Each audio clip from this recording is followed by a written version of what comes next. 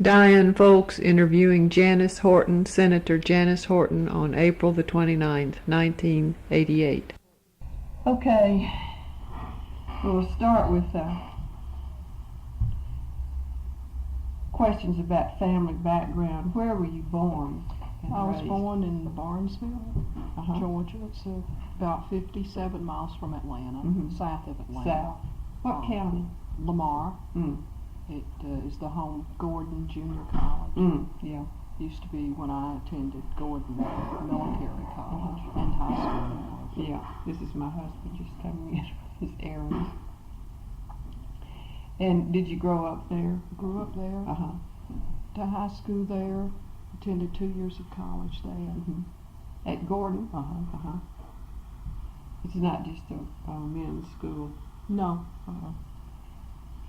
It was co-ed. I think there were about 27 girls in my class. There were about 3 girls to each guy. 3 guys to each girl. Yeah. Had it been a men's school earlier and then changed over? Years ago, I think it was a women's institute. Oh, really? I think so. And then it became a military school when military schools were popular. And Nance part of the university system. Yeah.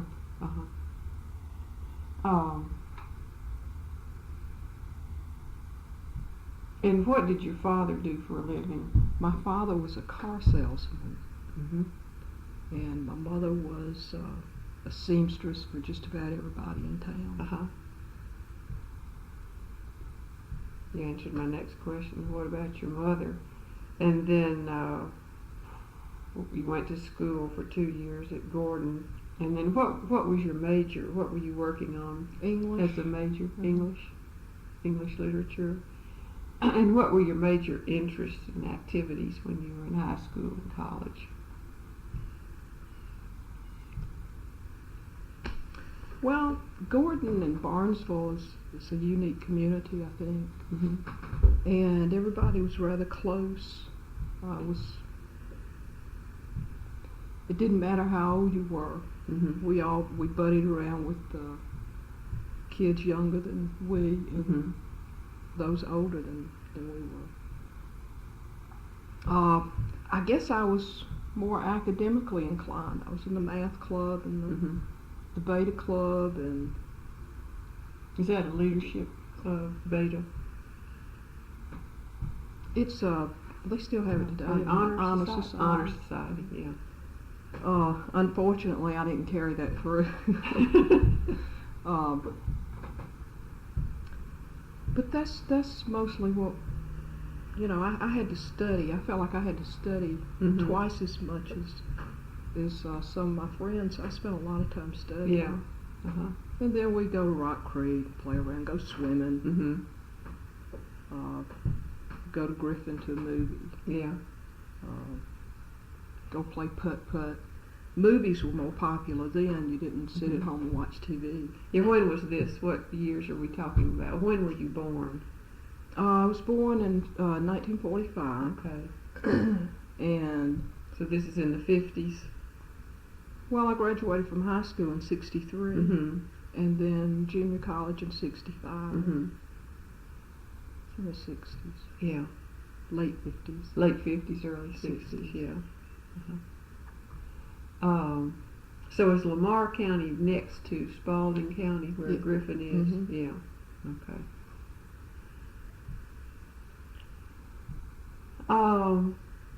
And then when you finished your schooling, what did you do? Did you marry or go to work or begin a career, or just what did you do? Well, when I finished Gordon, we had a professor from East Carolina that spoke at our baccalaureate, was the speaker. And my zoology teacher was good friends with him. And he asked me if I would like to go to East Carolina. And I really didn't have any plans, maybe University of Georgia. And didn't have any plans because I didn't have the finances to continue school, I felt, and that was, yeah. So anyway, We worked on a work scholarship, Mm-hmm. and Mother took me up. My father died in '59, and so when I graduated from junior high, it was just Mother and the rest of us. So she drove me up to East Carolina, and I liked the campus, and I liked the professor, and applied for a work scholarship and received it. And I always had this, I guess I like adventurous person. Never knew I'd be going to East Carolina. But for some reason, I always said that you could stand anything for a year. And I liked the campus. And enrolled there and stayed there for a year. And all it took was a good friend of mine to suggest that I come back home. And I met my husband there too. And he was a student, but he was also in the Air Force there. And he was being transferred to Arizona, so the last year. And so I had a friend that suggested that I come home and graduate, go to Tift College. So I left East Carolina and came back to Tift and graduated. And then graduated in June and was married to Chuck in August. And then went to Arizona. No, he had not finished school. Oh. I had an aunt that lived in Columbus. So I went over and enrolled Chuck in Columbus College. Yeah. And I taught at Hardaway. Is that a high school? A high school there. So we stayed there 3 years. And then Chuck was transferred to Atlanta with his job. And I moved to Atlanta with him and taught at Forest Park Senior High. Now, is that in Forest Park? Is that where you moved to? In Clayton County. So we moved there. And then I taught there for a couple of years, then decided we were married 5 years, then decided to start a family. That was 17 years ago. And Amy is the product of that decision. Then his business moved him to McDonough, and we moved to McDonough, built a house there.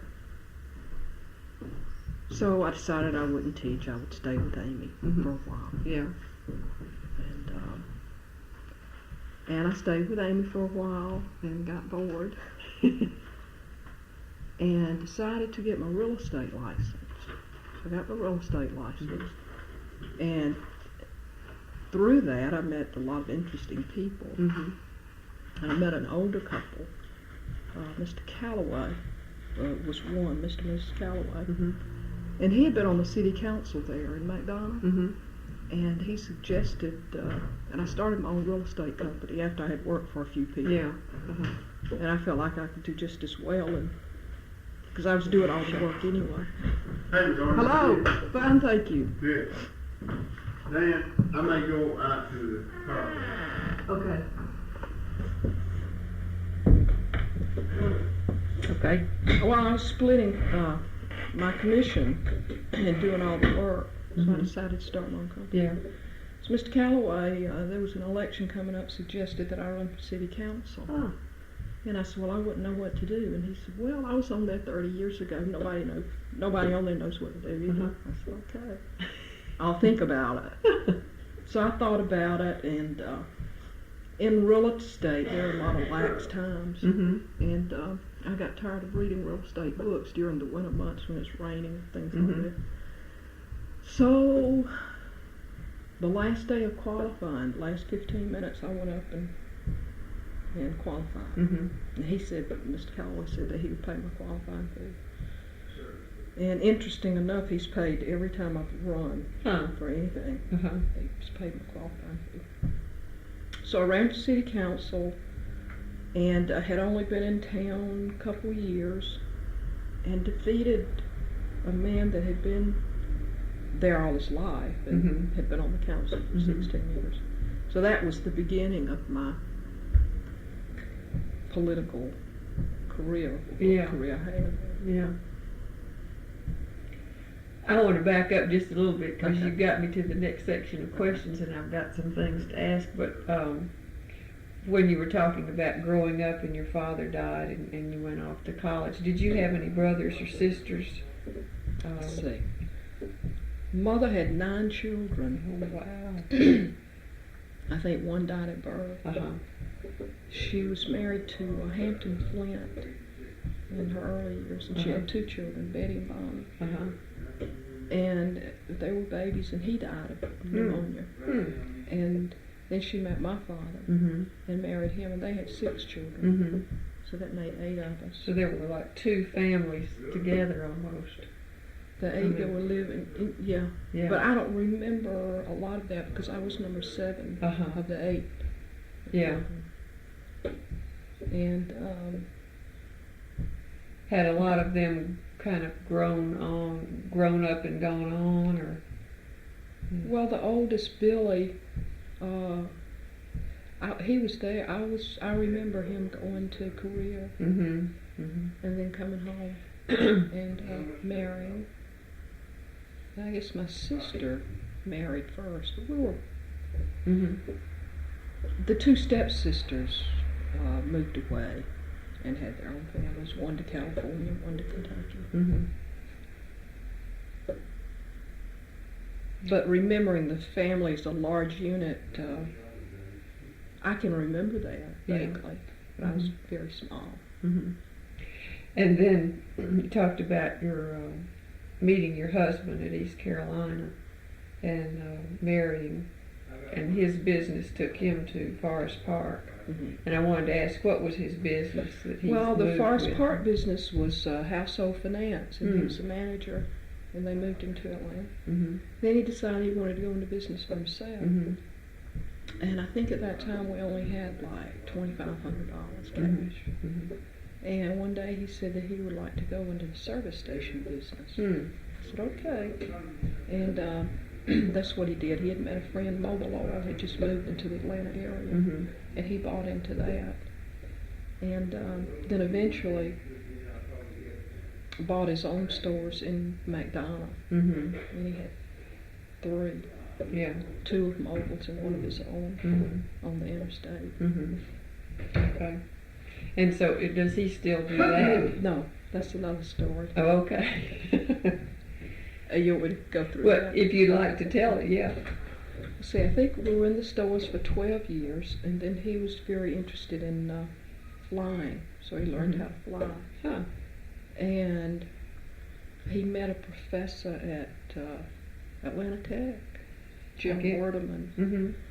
And Jim was in the aerial advertising business. He'd Mhm. fly the signs behind the airplane.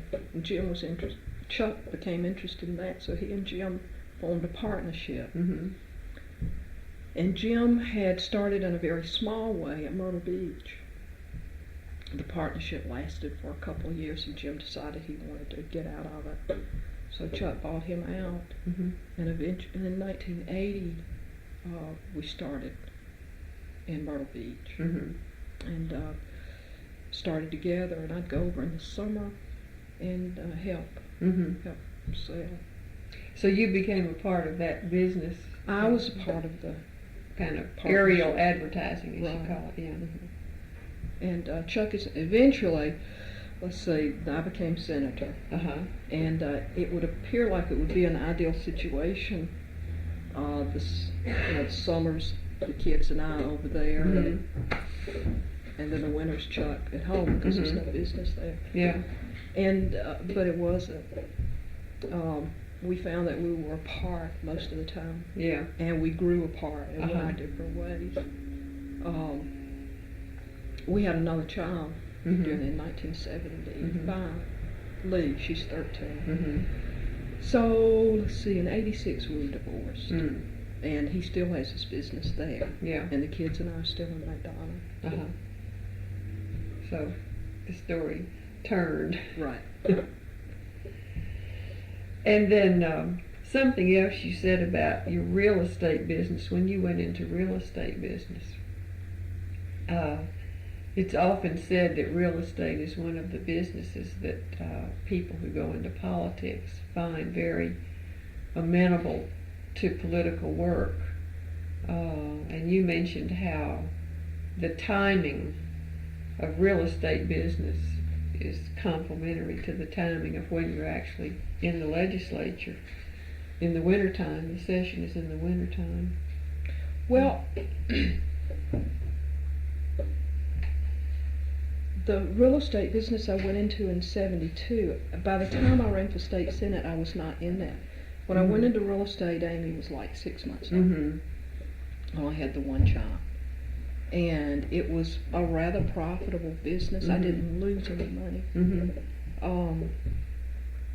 And I sold land and sold Truett Cathy with Chick-fil-A some property, and then managed his property after that. Oh, that was the name of the man that you sold the property to? Truett Cathy. Oh, Truett Cathy, okay. Yes, Okay. And I sold a couple hundred acres down in Lamar County. And, but I was in the business alone. Chuck was going to help me, but I never saw him. And then I was on city council. And then I had been pregnant with Lee. And then the bottom fell out of real estate. This was like in 75 or 6. So eventually I eased out of real estate in 76. And was going to stay home with the kids again. Let's see, what was your question? How the real estate business was well in politics. Well, and you were I on found city that really council not at to that be point. so too. Because it didn't work that way. For me, Yeah. For instance, the city council wanted to build a new building, and that was great. And I heard some of the council members talk about where the building ought to be down here. I said, well, I don't think it ought to be there, to myself. And I'm in real estate, but at the same time I felt a conflict of interest to try to tell them where it ought to be and try to make the deal. So I went to a friend of mine and I said, City Hall really ought to be right here. It was an old house, the old Turner house, and he used to be state senator years ago, right there on the corner. So she pursued that, made the sale, and City Hall now sits there. But I never got a thank you or a rose or a box of candy or anything out of that. Whereas, I think maybe had I not been on city council, I would have pursued some things like that myself. That was just an indication of some things. I feel like being in real estate and politics, if you have a good business mind, and I suppose in other ways could be profitable. But I felt like ethically and it wasn't the right thing, or maybe I didn't have the business mind to work those things out. But I think being in real estate and being out among the public, seeing and all the contacts you make, it could be profitable. You could also get yourself into trouble. With it, as many people have. Right. Yeah, I guess when people have been studying that, they've looked at the time aspect of it and seen how the time management was conducive to getting into politics, and also the people you meet and know. It gives you a kind of broad community network, but I hadn't really thought about the conflicts of interest that can then arise for the person who's in office. I think so. I think being in politics for many males, I'm sure females will have it too, is good for their business. You know, the end results for most is the dollar mark. And if you don't raise that question of, well, is this really the right thing for me to do to kind of lobby for this piece of property to be sold, if I'm going to make the decision about it's getting sold as a public official. And even though I may be ethical and the public may not see it that way, but then again, you do have an advantage of being there. I guess there are a lot of questions there. Let's see. Now let's get into go back to how you first got interested in politics. And you've already said Mr. Calloway suggested that you run for the city council in McDonough. What do you think in your background or in your experiences, maybe in McDonough, prepared you to take on that kind of challenge? I guess it was a challenge. Well, I'd say a number of things. Number one, the large family. With my background of having, we never had it easy all the time. We had to work for everything. Yeah. And also the community. Barnesville, as I told you, was a very close community. And even though you have different social structures, you still were close-knit with just about everybody. At least I found my family to be. And then again, maybe my mother's a very good person and was in contact with a lot of people and did work for them. And then my daddy's car salesman background. I found myself with him a lot of times. Yeah. So you'd learned a kind of social skills. He was very interested in politics and what was going on in the community. Yeah. And then being close to my peers, you had Jimmy Matthews, who was always interested in politics, and he was too young, but we went out and wrote his name. I wasn't too young because we couldn't vote. I think when we became a voting age, we wrote Jimmy Matthews' name. And he's now mayor of Barnesville and has been very, very good one too. Yeah. So you launched his career in a sense, your group of friends by writing in his name. Yeah. Just a Were you writing him in for mayor? I can't remember. Yeah. I really can't. I just know, and I don't even know that we did write him in. I think that we went with the intentions to, or we were talking about it and didn't. But then, having been on, I was on city council for 2 years. It was a challenge. I was very interested. We became involved in the revitalization program of a lot of cities. Yeah, in McDonough. But then I saw that we weren't working very well with the county. And we have an election on the county government. And I decided that I was going to be a martyr, I guess. You don't turn that over? No, I'm just checking.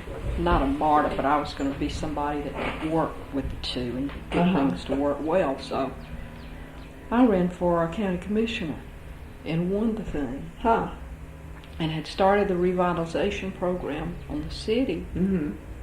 Let's see, I won the county commission in November. And then of what year?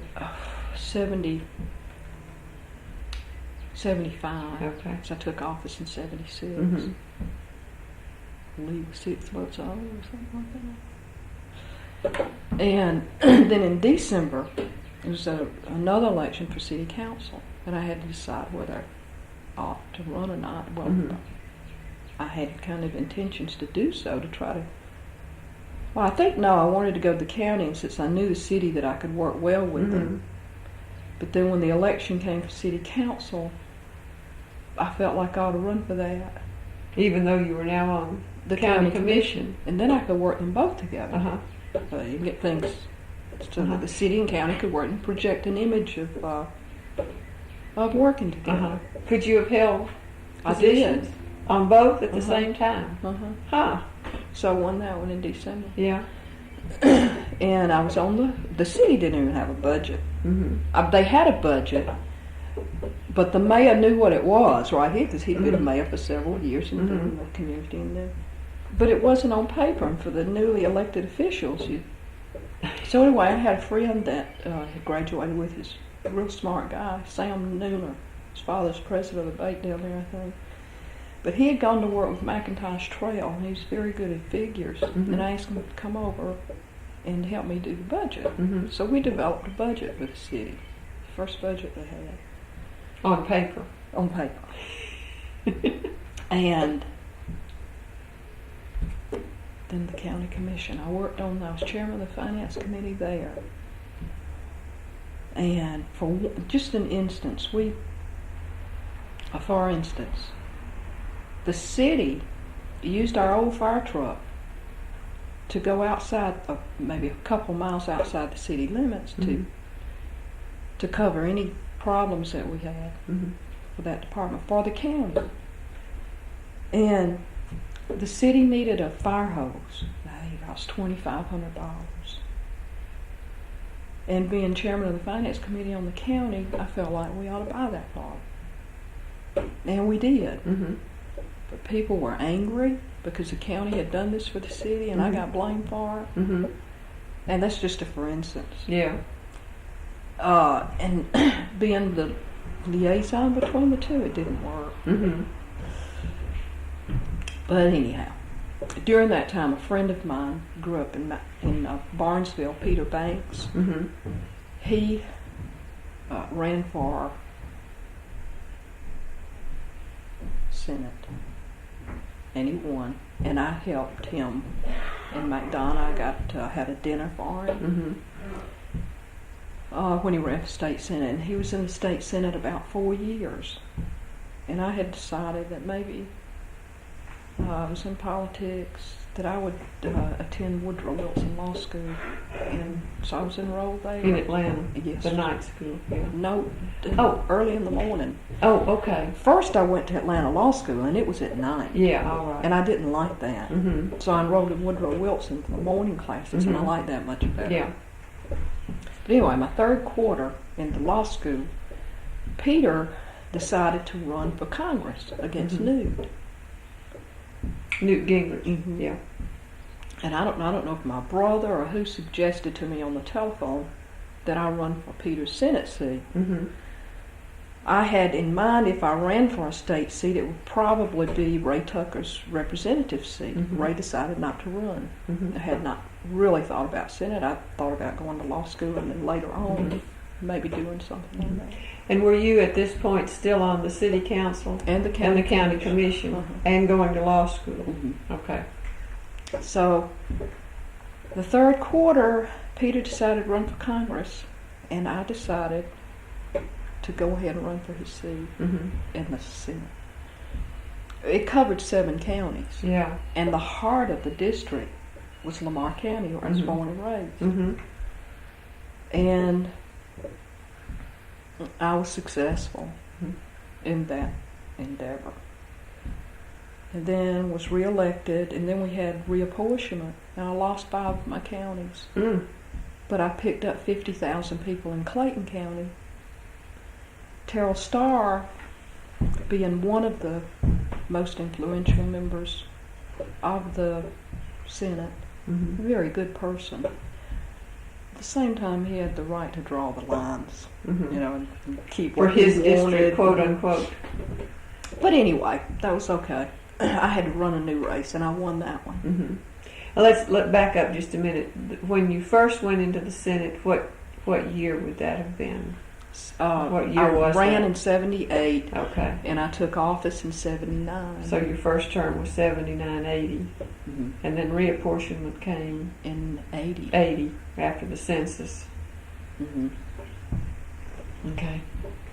And then you won a new term in the newly drawn districts. And then I won another one. I was 4 terms in that district. Okay. And prior to the last election, Chuck and I started having problems. And I knew that what I had to do, that I was going to divorce him. You have to get that? No, and what else?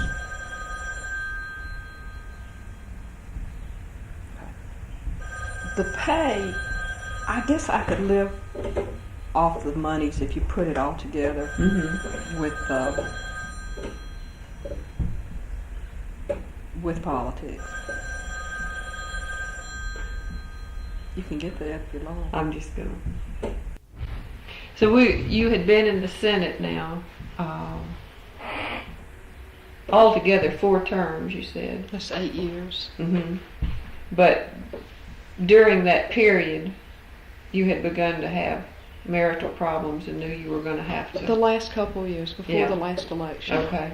The last election when I ran, I had a feeling that I would not run again for that seat. Because of those marital problems, and Mainly needing to with my two change children direction, and yeah. knowing how my husband was in a business, and he's not a very good person. I speak well of him to his children, but not very dependable. So I tried to put in an application to teach in Clayton and Henry, and 2 years prior to getting a teaching job, but they indicated to me that they would not hire me as long as I was in politics. Yeah. So Was this high school? So my decision was not to run for state senate, and if that were the real reason, to try to teach and raise the two girls.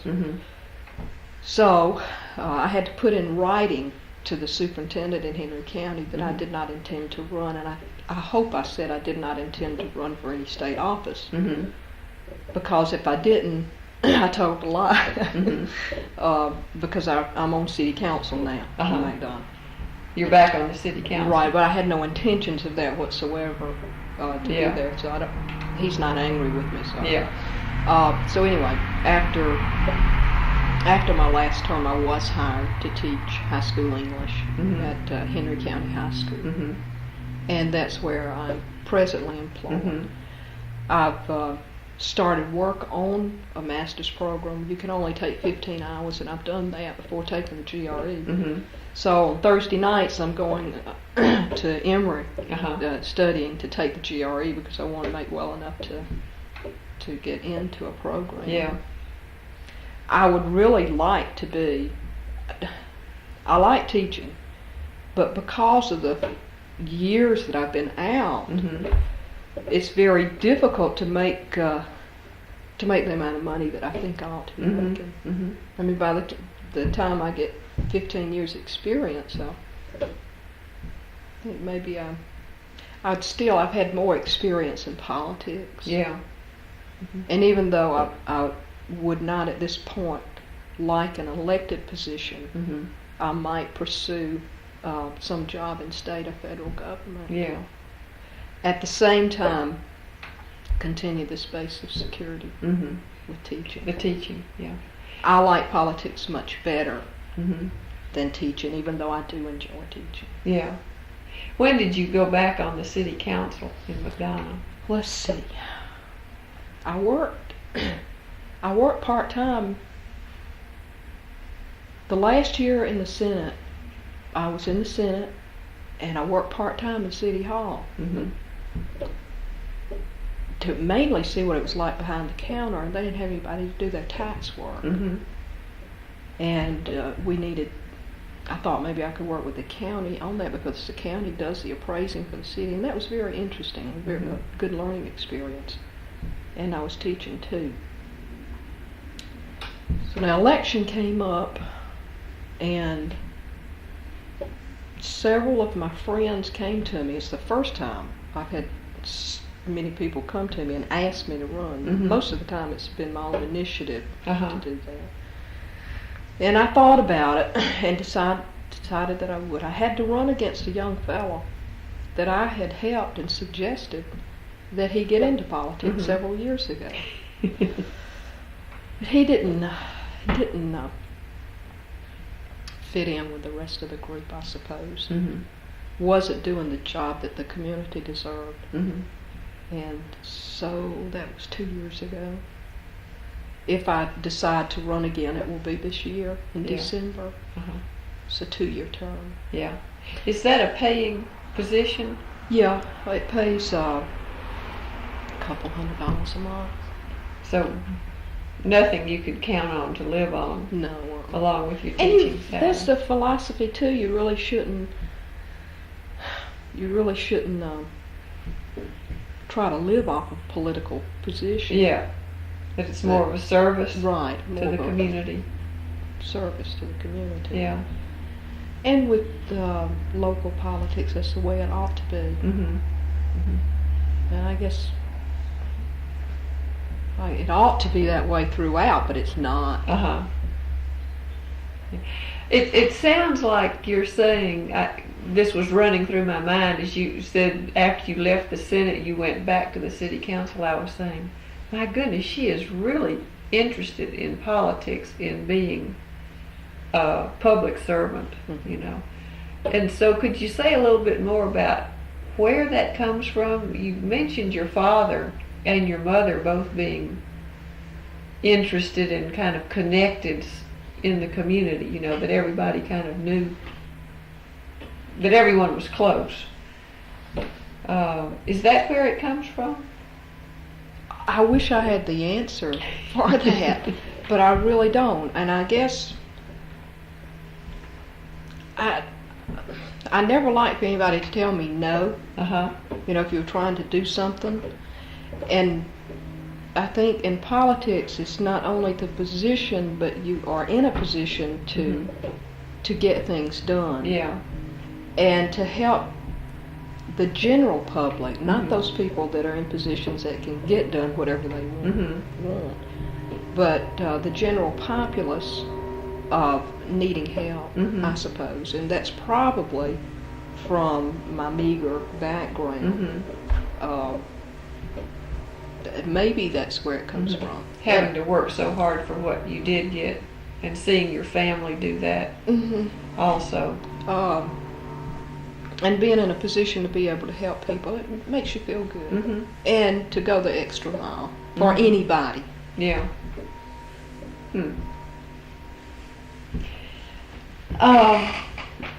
And what this is one kind of question still hanging over from when you first ran for the city council, when Mr. Calloway suggested that you do that.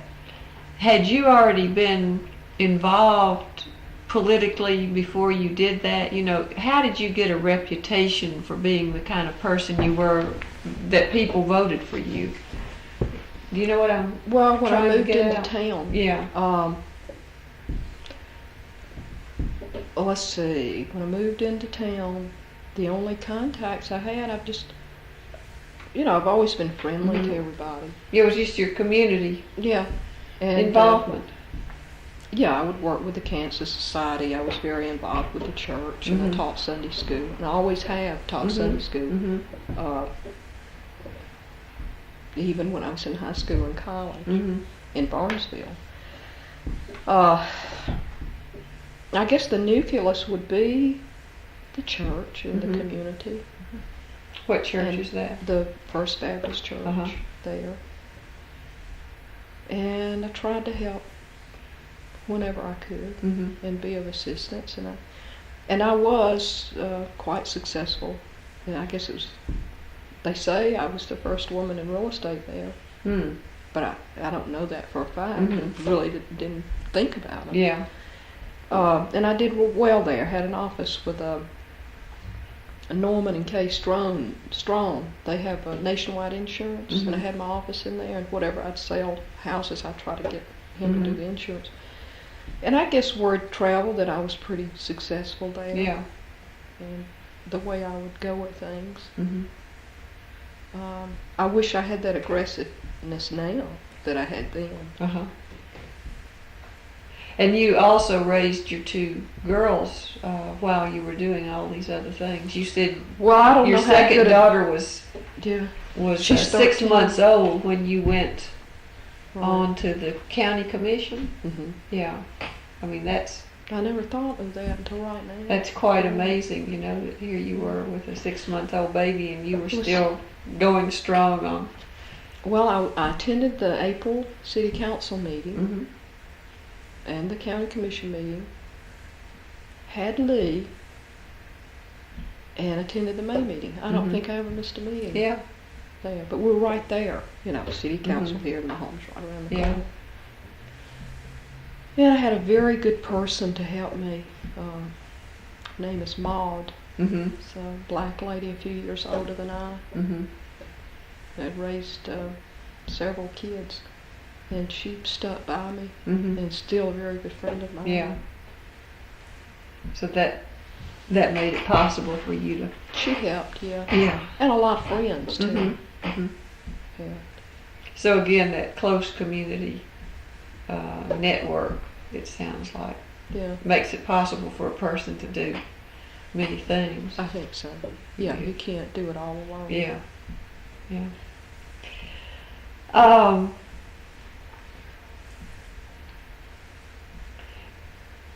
In a situation like that, going back to your first electoral campaign, did you organize a campaign? You know, how did you? Was it even necessary to organize a campaign? You know, how would you go it's about kind of that? like me not going and taking a GRE right now. Mm-hmm. I want to take a course so that I'll be more confident when I do it.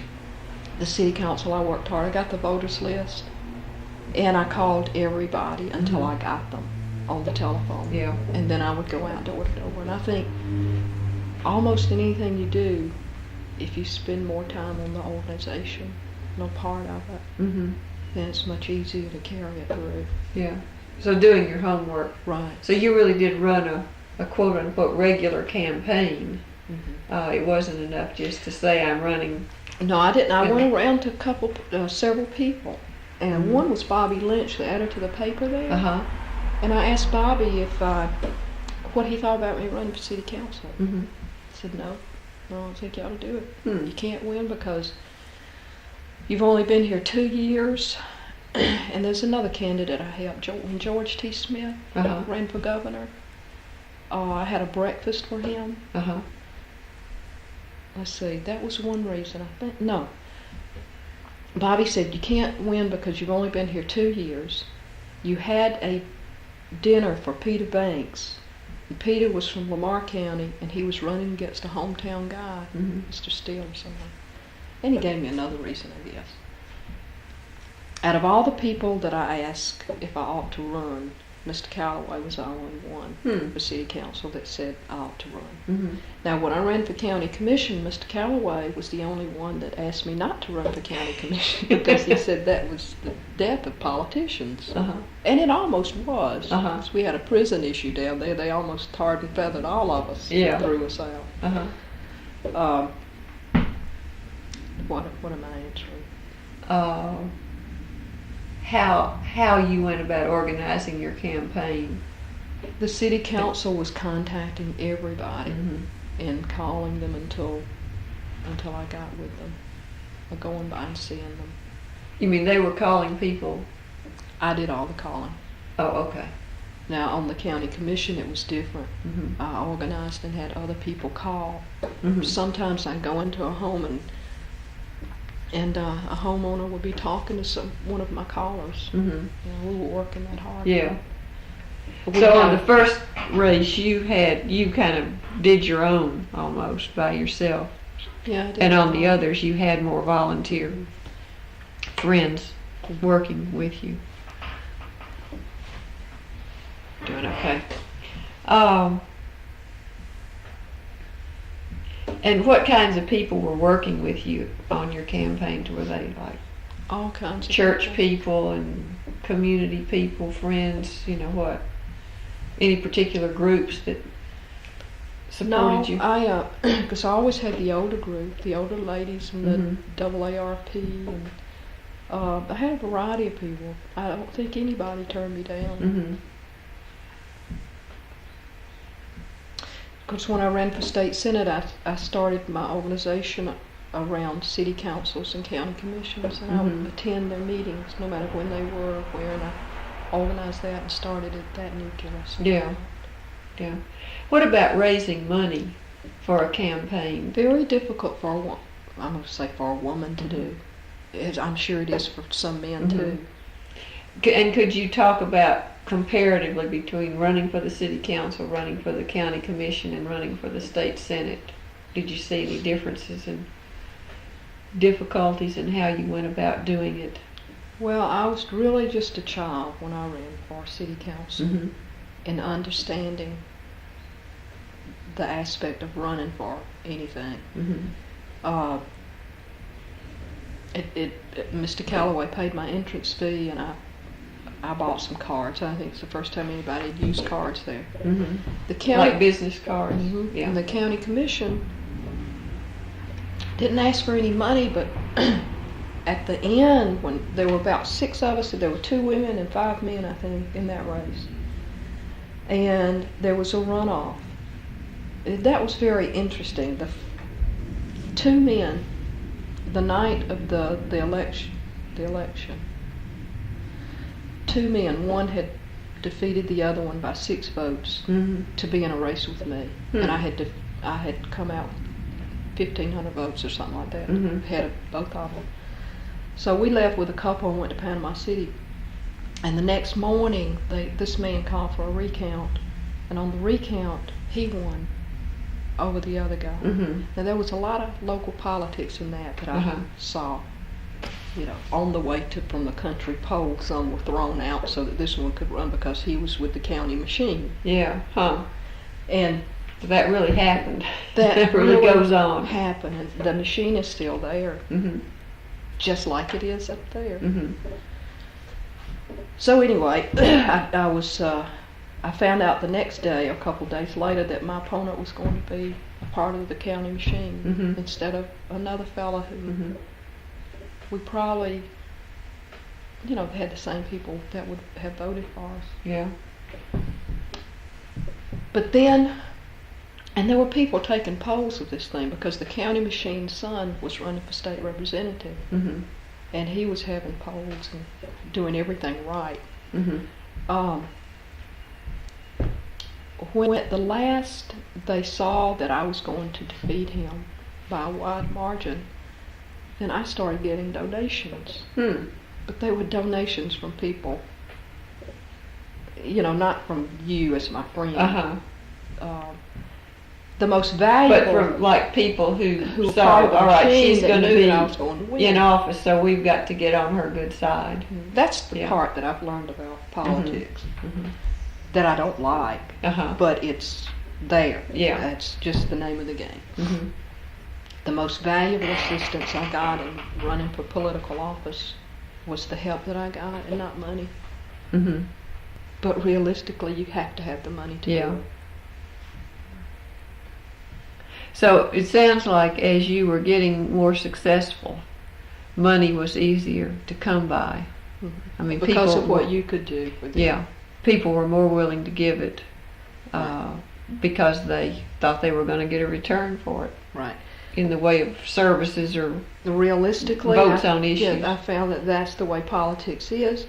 On the other hand, my idea of politics was to help those people that didn't give you money for what they could get, but would give you their time because they wanted to. Yeah, or they had needs that had to be met. That needed to be. Yeah, the community that people needs. Don't. Yeah, politicians. It was like in Washington politics, the people say, well, I give them the money, not what they can do for me, because they'll listen to me or buy them a way into, at least I'll get a listening ear. And that's just the way it is. I don't like it. Yeah. And let's see, just to recap, when you ran for the city council, did you have opposition for the city council? Yeah, the three hosts, there were 3 men. They'd never had a woman on there. And, there were 3 men up for re-election, and we all 4 ran. 4 people ran for 3 posts. Is it an at-large system? And I think I was the only one, because the feedback that I got, another reason Bobby and some of the others said that I didn't have a chance was because I should wait till the next election, because these 3 men were the cornerstone of the community, and you just couldn't defeat any of them. So you defeated one of them. One of those, and I think I probably was the only opponent. I can't remember that. I maybe was. Yeah. And then when you ran for the county commission, you had to face a runoff. Since then I've always had a runoff. Always had opposition in runoffs. Always. And then when you ran for the state senate, did you have opposition in the primary? And then was there a Republican running in the general election? Let's see. I don't know. Not in that district at that time. Now, when I moved to Clayton, I had a Republican, and he's still running. When it got reapportioned. Right. Yeah. I had a runoff with an attorney the first time from Thomaston, Upson County, and that was a difficult race. it was a close, kind of close. I think I won by 500 or 600 votes. And then after then, I had some of the same opponents. One, yeah. So once you got into the Senate, even after you became the incumbent in these later races, you still had opposition Oh yeah. in the primary Mm-hmm. and then in the general election once you were into a district where there was Republican organization. The easiest race I ever ran was my second term in the Senate. Mm-hmm. So I had gone in my first couple of years and worked really hard, Mm-hmm. and I felt real confident that I guess I felt that I had done a good job and that I ought to be Mm-hmm. reelected. And if I wasn't, and if they voted for this fellow over me, then maybe I guess that was the most comfortable election Mm-hmm. I've ever had. Mm-hmm. Where you felt the most confident Mm-hmm. about what you had been doing and could do. Okay, let's focus on your Senate seat. Now, how did you approach your first term in office? You just said you went in and really worked real hard, but how did you learn the ropes, so to speak? And what were you trying to accomplish when you got into the Senate? Well, the advice I got, and Mr. Callaway mostly, was to not to go in there and try to be anybody's hero, Mm-hmm. but to listen and try to learn what was going on. That's what I did. Mm-hmm. I wasn't outspoken on anything, except one thing when I first went in. What was that? That was Culver Kidd. I had been put on his committee. And What is his committee? he is still there. Yeah, his committee is. Governmental operations. Okay. He's chairman of that committee. Uh-huh. He wanted to give the local sheriffs, county sheriffs, some local sheriffs a Mhm. raise. And the way he went about adding up the figures and everything was just wrong. Mm-hmm. Yeah. And the economy wasn't so good, and he fussed at me in committee, and he wouldn't listen to me. So on the floor of the Senate, when the bill came up, and I decided I'd just get up, I would have to get up and speak my piece. And if I spoke it well enough, those politicians would have to go along with it because of the mood of the people at that time. Mm-hmm. And defeated Culver on that. They did vote down his. Well, they bill. had to, not because of me, but just simply because it was brought up. That's when I started learning about politics. Uh-huh. Even though I had, I think Zell sent me a note and somebody else and said, congratulations, he's never been defeated on something. But that wasn't the purpose I was doing that. Mm-hmm. You weren't trying to defeat him, you were trying to... I had been on the finance committee with Mhm. county government, and I Mhm. knew what he was about to do. It was Mhm. wrong. Mm-hmm. But at the same time, since then I've learned what he was trying to do, that when it got over to the House it'd be a different story, Mhm. maybe. But then I learned the power of local politicians Mm-hmm. over state politicians Mhm. because of what they can do for you when you're there, and especially the sheriffs, who are the most powerful lobbyists. Mhm. Insurance, medical, Sheriff's Association. Mm-hmm. So was Kidd trying to get this bill passed for the sheriffs To raise to their salary. solidify He their was right. support, or Yes. kind of Uh-huh. you scratch my back, I'll scratch yours Mhm. type thing, knowing that once it got over to the House, it might get changed. Maybe. You never know what's going to happen Mhm. over there. But they're a powerful lobby group. But if Mhm. I can remember back, and I may be wrong, but he was raising some of them like 35-40%. Mm-hmm.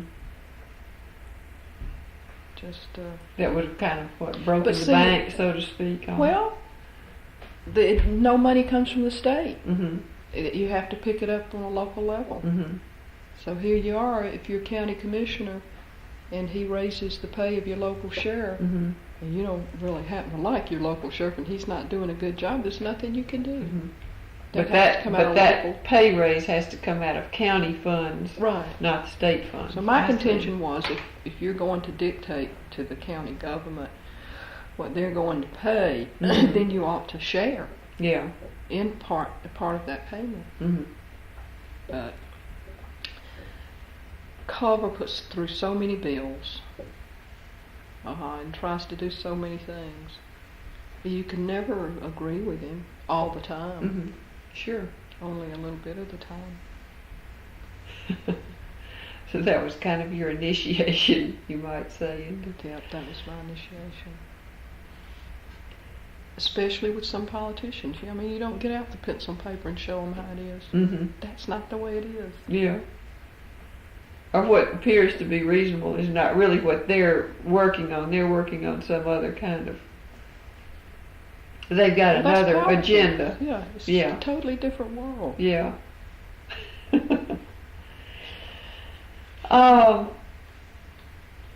Were there any particular issues that you campaigned on going into the Senate? You know, were there some policy issues that you wanted to work on when you got into the Senate? Or was it more a general service orientation? I think that was it was more general and more of less government interference. Mm-hmm. An example, the sheriff's thing. Trying to cut down on Mm-hmm. government. What they mandated to us. Mm-hmm. That is from state to county. Right. Because you were really coming from a local government perspective then. Mm-hmm. But Culver was too. He'd been a county commissioner okay, too. okay. So he's been up there longer, just about. Maybe Hugh Gillis has been there Mhm. the longest, but Culver's been there longer. Yeah. Would you say that is quite a bit of what goes on in the state legislature, or maybe the state senate? Maybe we can't say that about the House, or maybe you can. That it's really another arena for local governments to work out issues of state government versus local government? Partly. Yeah. But I mean, that doesn't get a lot of play in the press, it seems. Well, maybe sometimes it does. well, you have your county commission association and your Mhm. city government association. Many times your city governments, especially in a smaller community, don't know how to work with their representatives. Mm-hmm. More on a county level, your county government works more with your state government Mm-hmm. than your city government does. Yeah. If there were more interaction, now I go back to the city and county trying to bring them together, Mm-hmm. more interaction with state officials, it could be more beneficial to your local governments. Mm-hmm. But many times I've seen, and especially the 7, 8 counties I've represented, your local politicians are very jealous of the state representatives, Hmm. and their senators are farther removed from them. Mm-hmm. And there's more conflict, like the city and the county conflict, Uh-huh. about who should do what, Yeah. and a fight for the money. Uh-huh. Looking at different relationships that have affected your political career, and here I'm talking about relationships like between you and your constituency. Looking at your Senate seat in terms, how did your constituency affect what you did in the Senate? A lot. And I'll try to answer that with your last question that I didn't finish. Most of my issues dealt with what I had learned from the city and the county. Mm-hmm. And one year I received the Georgia Municipal Association Award for working with the cities. Mm-hmm. And then I was awarded the Governor's Council on Consumer Interest, Department of Consumer Affairs. Mm-hmm. I work closely with them on several issues. Mm-hmm. So I think I probably was more inclined to work with the consumer and the people back home. Mm-hmm. They had a great deal of influence Mm-hmm. on how I voted on issues. Yeah. Were there any particular bills that you introduced for them or that you co-sponsored? Well, like one, let's see, a couple. When you looked in the the help wanted section of the paper, Mm-hmm. and career consultants, Mm-hmm. that was an issue that I dealt with, and there's a little line that you can barely read it, but it says this is not a guarantee of a job, Uh-huh. and that was one bill. I couldn't do a whole bunch, but it was Mhm. to show people that they weren't guaranteed a job with Yeah. all the money they Uh-huh. see. That all career consultants now had to put that in their And ads, that's in there now. that they were not guaranteeing jobs. See, the tax relief for the elderly did that. And then the legalese, all contracts, consumer contracts, Mhm. had to be written in plain English Mm. so that I could understand, try to Uh-huh. understand. And Well, those are good Right. examples to Okay. show the kinds of things that you were working on for your constituents. What about the political party? well, I had one bill. Oh, It was okay. probably a big mistake politically. When we had the scandal, the renovation of the Capitol, Okay, $6 yeah. million. I was going to say which I've one. got a whole story on that, and how things happen, and Mm-hmm. who I feel had a part in everything. Uh-huh. But anyway, I didn't. Let's see, what did I do with that? I did do something with it, going back to when the law was changed and what happened. I can't get into that right now because I can't remember all of it. Mhm. But I did draw up a bill to show that the minutes of these executive meetings would be provided to us as Mhm. legislators, because all this happened and we read it in the paper. And when they So- had these legislative affairs, Uh-huh. whoever was on it, I was told that most of these decisions, this is purely speculation, when Mhm. most of these decisions were made, that it was called by one main person, Mm-hmm. and some of the other people that could have made a difference for some reason were not contacted, or did not show up to meeting, Mhm. and this sort of thing. So that's one reason I don't, let's see, I asked that anything that went on in that committee be provided to us. So it was kind of like a bill requiring open committee or Yeah, whatever sunshine happens law. there with your committee that Mhm. affects this amount of money, well, I didn't say that. Whatever the minutes of that meeting Mhm. should be provided to us. Mhm. Well, it passed, but it passed as they will be open to you if you want to see them. Mm-hmm. Now, that story is, how do you go to see them? Mhm. So, Where it do you really go? didn't accomplish it. Yeah. But the idea of it was that they ought to be provided to us so that we would know. Okay. So I also drew up a bill that would limit, but not our present speaker, would limit his term to 3 to 6 terms, something like Hmm. that. And that passed the Senate, but didn't pass the House, of course. This is about the Speaker of the House. It was the Right. position, really, Uh-huh. that it didn't apply to our present speaker, Uh-huh. but thereafter him, Mm-hmm. that all speakers would be limited. Mm-hmm. And needless to say, that didn't pass. Yeah, were there other people working on that with you, or was that? Behind the scenes, yes, they said they were, and it did pass the Senate. Uh-huh. Overwhelmingly? I can't remember. Mm-hmm.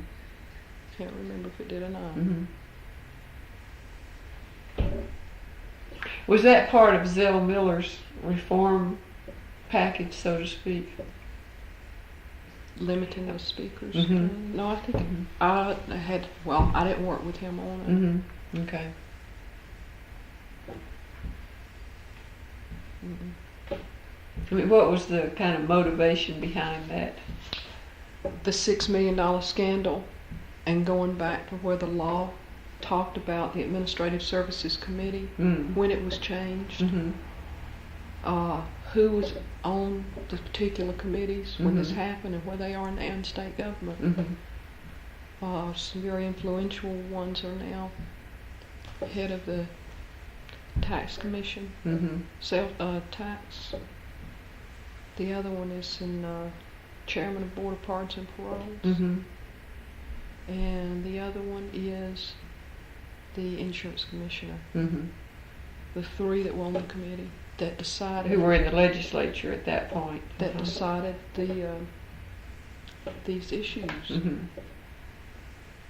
And did the renovation include the new office buildings? Was that part of the? No. Or you're just talking about the refurbishing? The one Of the where other the Capitol financial building. officer was put in jail. Okay. Carrie Bond. Carry bond. Mhm. Yeah. That, there was a lot more to Yeah. it. But That was a big one. Went and I on for don't know quite that a it's while. ever solved yet. Yeah. Maybe one Is day. he the only one that got caught? Well, the Speaker's secretary retired that year. Mm-hmm. She retired with a $27,500 retirement. Yeah. Several people have retired with healthy salaries.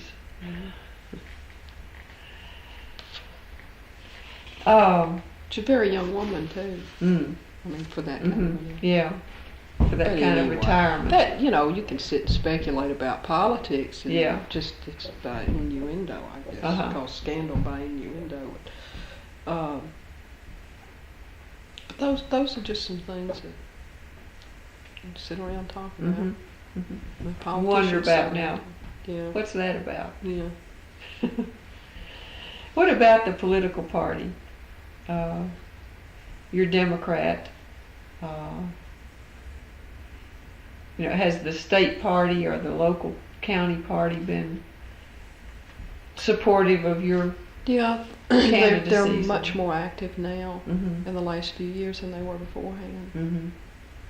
And I'm sure I feel like that's because the Republicans have done so well. Mm-hmm. Have gotten organized Mhm. and made inroads. Mm-hmm. Yeah. I think the Democrats became lazy, Mm-hmm. and I think they did go too far right Mm-hmm. with some issues.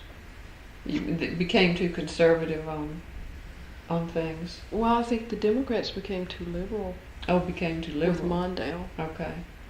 I think that was his basic problem. Because your Republicans are ultra-conservative, a lot of them. Mm-hmm. Sam Nunn, I think, has tried to reach that happy medium. Mm-hmm. And because of that, he's become that's one of the reasons he's very popular. Yeah. But is the political party, or was the political party kind of crucial for what you were doing, or No, when I was it's in, more in the background? you mean for Senate? When Yeah. I was in law Mhm. school, I left there one day and I went over to the Democratic, found out where the office was. Mm-hmm. State Democratic Committee, and I think Charlie Graves was in charge of it then. And I walked in and told him what I was going to do. And it was like, and he laughs at me. So now. what? Yeah, so what? Uh-huh. And he laughs at me now because he said when I got up, I told him that I was going to run and I was going to win. Uh-huh. And it was almost like they had given me a deaf ear, and I wondered what they were there for Mhm. in the first place. And it was almost like I was trying to retaliate or something, saying, since you're not going to help me, which he Mhm. did not say, Mm-hmm. but that was the feeling I got. Yeah. So there's really not that much Much more now.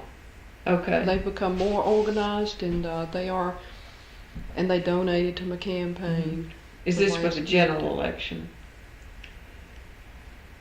Well, they When you- usually do not take a position until you have Republican and Democrat. Yeah, gotten the nomination. Right. Yeah.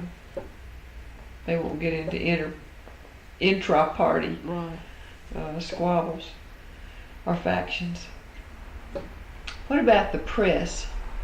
What has your relationship been with the press, and is that helpful or I never not? developed a relationship with the Atlanta paper. Mm-hmm. With my local newspaper, it's very good. Mm-hmm. Is that a McDonough City newspaper or a county newspaper? Or? Well, when I say that, the local newspapers. Okay, what are they? Well, you have the Clayton Sun Mm-hmm. and the News Daily in Clayton County. Mm-hmm. And the Neighbor.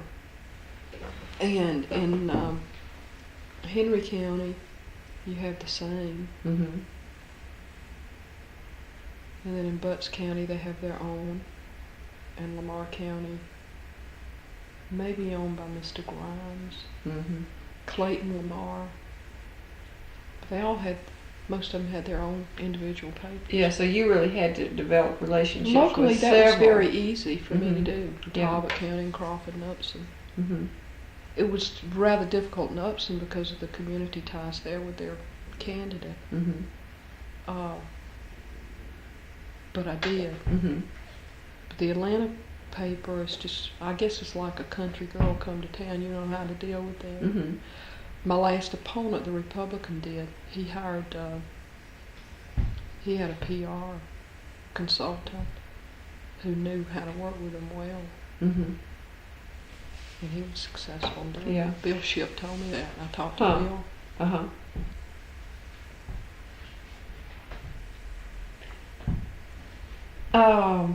What about the governor? Did you work with the governor in any way when you were in the Senate? I tried to. I worked with Busby Busby? and Joe Frank. Mm-hmm. And I tried to work with them on issues. Because most of their issues, they've done a lot of homework, Mm-hmm. and the general public usually, supports their Mhm. issues. And but at the same time, that's not always easy. I tried to support Zale too because he Mhm. was president of the Senate. Mm-hmm. And the one issue was a political issue. Zale wanted the 1% sales tax for education, Mm-hmm. and the governor didn't. At that point, who was Joe Frank. Harris? Okay. And, well, Busby would have too because he went in with a no tax increase. Mm-hmm. The point is, I suppose, if you want monies, the best way to get it from the public or to sell the public is for educational purposes. Mhm. I mean, you can sell a liquor referendum Mhm. almost if you Yeah. tell them that it's going for that. And then deceive them on the other hand and not give it all to education. Uh-huh. I've seen some areas do that. Anyway, I didn't feel like with the pork barrel monies that were being sent out to communities that we needed a tax increase. Mm-hmm. And that was the personal thing, kind of, for me. Mm-hmm.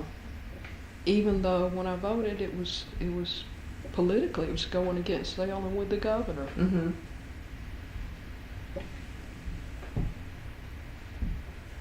And Zale won that one. That was Mhm. in the Senate. So it never passed. Yeah. They've had no problems lately. We had a bond referendum pass in Henry, and I think Fayette did too, Mhm. for education. Mm-hmm.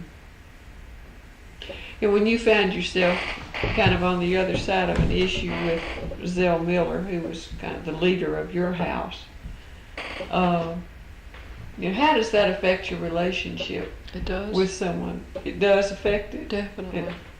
It makes you, Politically it does. yeah, politically. Fortunately, when I first went in, I did some right things because I was appointed to the Appropriations Committee. and the Rules Committee, and they're not really easy to get on. But at the same time, Tom Murphy or Zell Miller is much more of a politician than I ever thought he was, or was when I went in. Politician more in line with Tom Murphy, because when I went in, he had two or three that helped him appoint committee chairman. And then when he found out that he wasn't getting anywhere with that, he changed it back, and now he's the only one that appoints, like Tom Murphy does, which gives him much more power. Yeah. And gives him more of a say-so on what goes on. And I'm not saying one or the other is either good or bad. So by voting against the tax issue, you got on the bad political side and could stand to lose committee appointments, say? I could have, if it was something that was really, really important to them. Yeah. I told him it was strictly a personal thing, and that I felt like that he was going to win one way or the other with the issue. Did he understand that? No, he didn't like that. Yeah.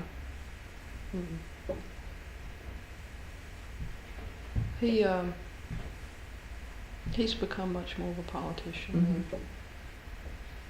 Because when you said it was more personal for you, that was really coming from your experience in local government and knowing what your I was just doing what I felt, whether it was right or wrong. From the county's point of view. Well, more from a state point of view, being on the appropriations committee and seeing monies go here, there, and everywhere, and also seeing that the budget offices had said that we could do certain things without a tax increase at that time. Now, to carry through this QBE thing may be a different story later on, if we're going to carry through with it, and they never have before with all the other ones, a couple other ones. Yes, a vote can hurt you as far as appointments are concerned. Yeah. Is that what you usually mean when you say politically it can hurt you? Right. Yeah. Zell and Tom Murphy and some of the others that have been around a long time, they have their personal vendettas. But I think politically and personally, it's very difficult to divide those two, to distinguish between the two. But I think those that have been adept at doing that are successful. And you may be enemies one day and friends the next.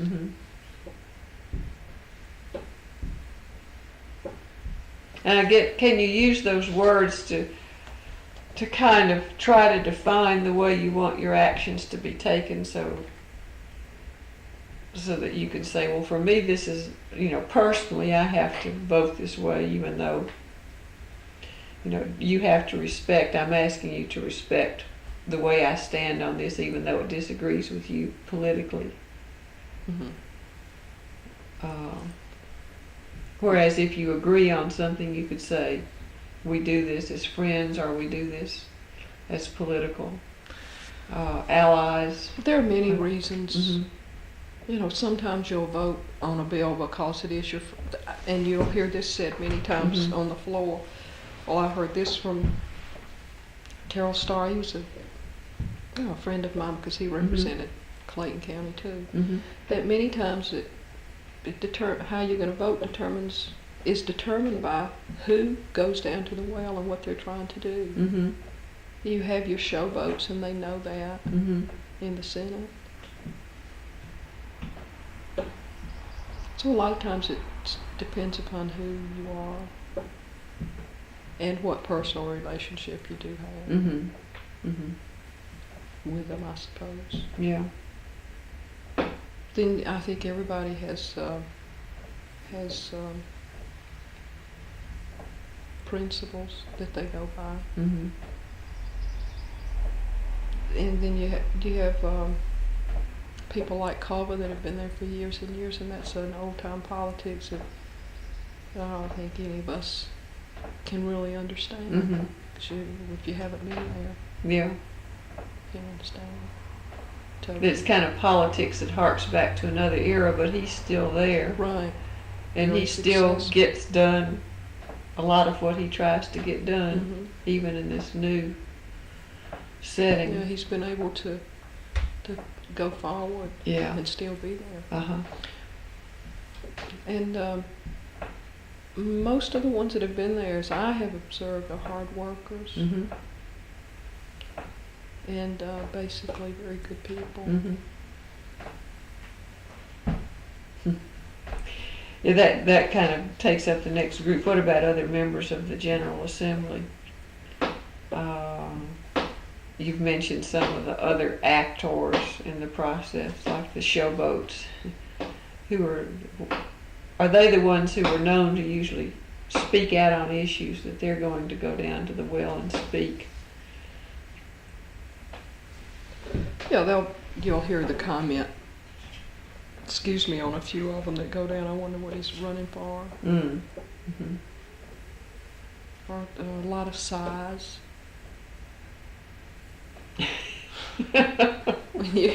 when a few of them go down. But that's all part of the scenario. Yeah. It's all very interesting. And then you have people like Hugh Gillis that hardly ever go down there. Mm-hmm. That is probably, I think, has been in the Senate longer than anybody. Mm-hmm. And is a powerful Very powerful. actor. Mhm. Yeah. So it's just, it's just like in life. 56 people that represent the public, Mm-hmm. represent humanity, I suppose, the way we are. In different ways. Right. What about your local county delegation? Well, you've got counties. Does the senator work with the House delegation from the same area Mm-hmm. across houses? I mean, did you find yourself doing that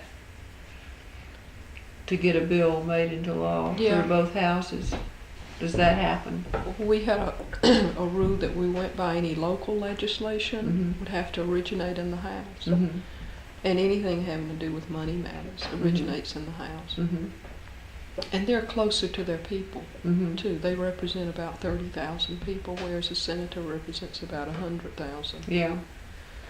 And I tried to go by the act to let the representative introduce a bill Mm-hmm. and then let it go through the process. Mhm. Any local legislation. Yeah. So within your local delegation, is that the correct term? Mm. Is there usually, is it fairly easy to get agreement on what needs to be done, or do you sometimes find conflicts even within a local delegation? You sometimes find conflicts. Like the Clayton delegation, there are 5, I think there are 5 representatives and 2 senators from there.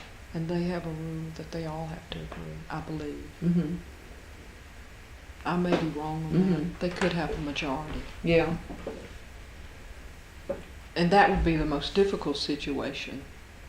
In Henry County, you have 2 representatives and the senator. Mm-hmm.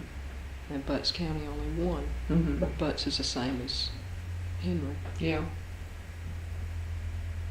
When you have several people involved, it can be difficult. And Sure. I've seen it that way, Mhm. especially on a judgeship appointment or something Mhm. else with Clayton County. Mm-hmm.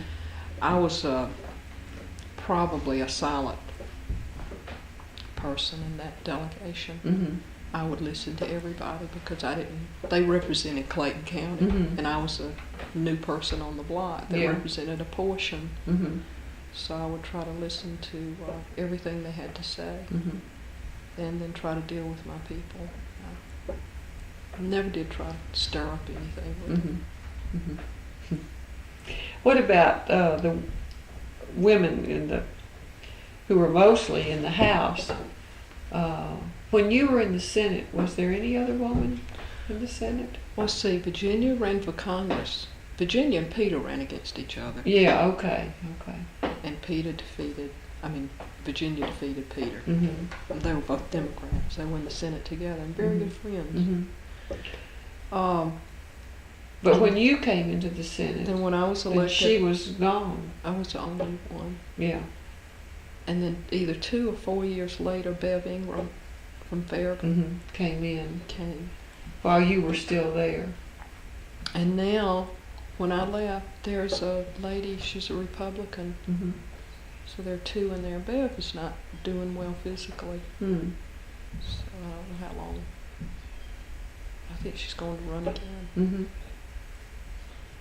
I have an interview scheduled with her.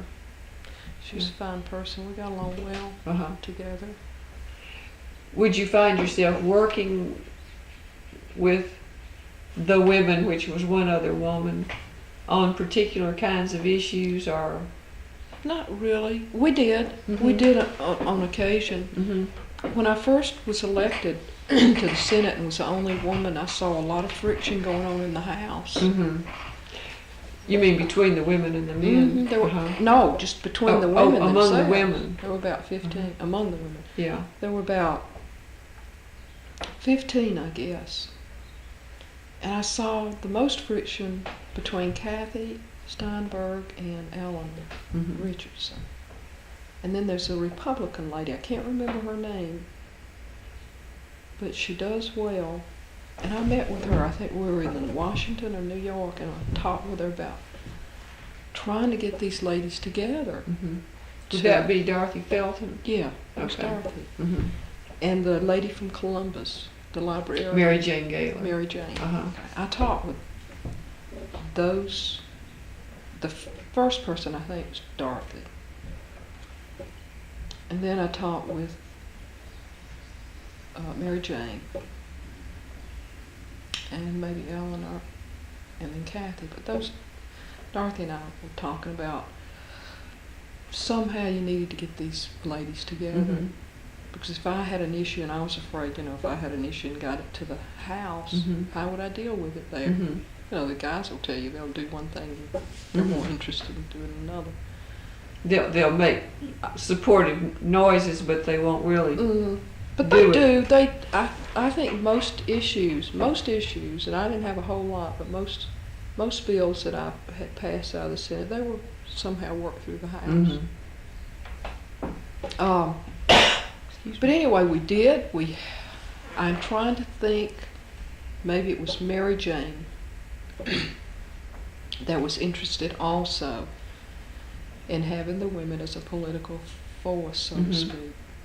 What few they had over there. Mm-hmm.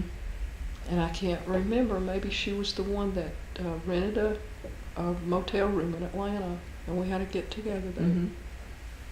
The last thing I remember we had, and I was telling them how Kathy and Eleanor, instead of this conflict going on in public, they really ought to get their heads together and do something instead of being against each other. So there we sat in the room, and most everybody showed up. Mm-hmm. Of the 15. Uh-huh. And Kathy and Eleanor were going at it again. But I think a lot of that's eased off of it.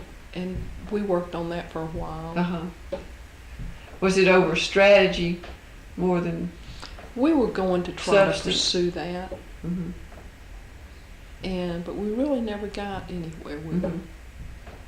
I mean, as an observer of the conflict, would you say their conflict was more over strategy or substance?